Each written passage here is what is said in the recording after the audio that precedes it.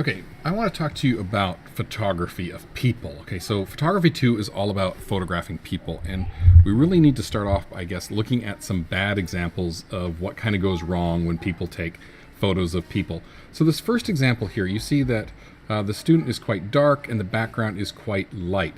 So the scenario is the student is outside playing on a very bright day, and they're under like a little shaded canopy, and this makes for what we call in the photography business a silhouetted photograph, and it really makes it look unprofessional unless it was a special effect you were going for, which 99% of the time it isn't.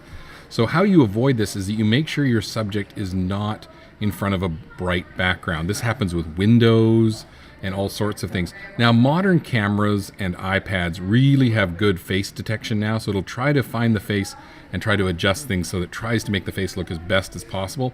But as a professional photographer now, you want to avoid situations where your subject is in front of a bright background, okay? So let's take a look at another one here.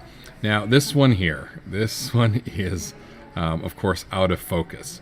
Now, really make sure that your subject is in focus. Now, you learn from your iPad photography video that you just would have to tap right here in the middle and it would then refocus on everything, so to make sure your subject's in focus. So you shouldn't have any out of focus shots or blurry shots. Now, I don't mind if the background is blurry, but whatever is your subject, your person being photographed, they should be nice and clear. All right, now here is a photograph. It's well lit. We can see their faces, they're in focus, but what's wrong with it? Well, now we're talking about the layout of the photograph. Look at all this kind of garbage stuff we have up here. We have windows and we have a shelf and like an edge of a book, but yet we have all their bodies are cut off. And you know, it's okay to take, and if you're doing a close-up, you can cut off parts of the body there.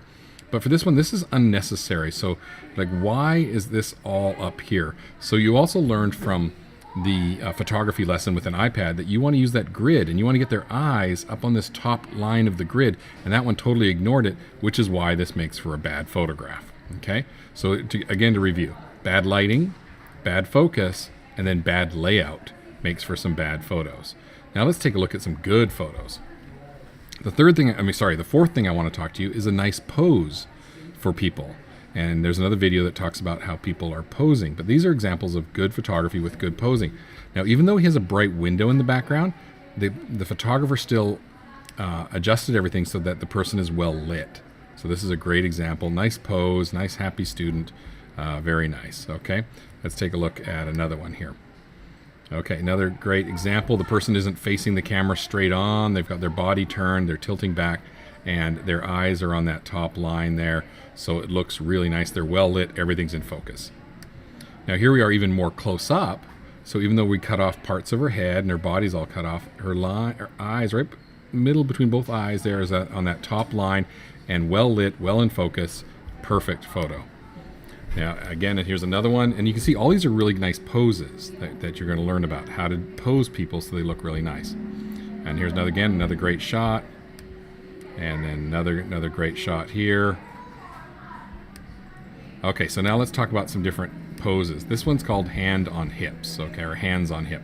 This just makes for a good shot with people. This one, you can see they kind of broke the rule. They moved her a little bit higher, but that's okay because you wanted to show nearly the full person here. So that makes, sometimes you can break some of the rules if you think it's going to make the photograph look even better, and that's what's kind of happening here. All right, let's take a look at some other ones here.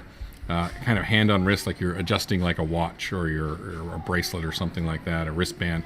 You can kind of do that. That's kind of a nice one.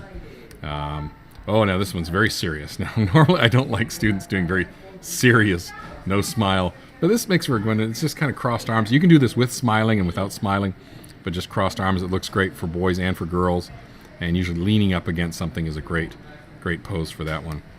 Again, this one's called head in hands. We saw this photo earlier, where you just kind of curl back your fingers and put your head into your hands, and that makes again for a really nice photo.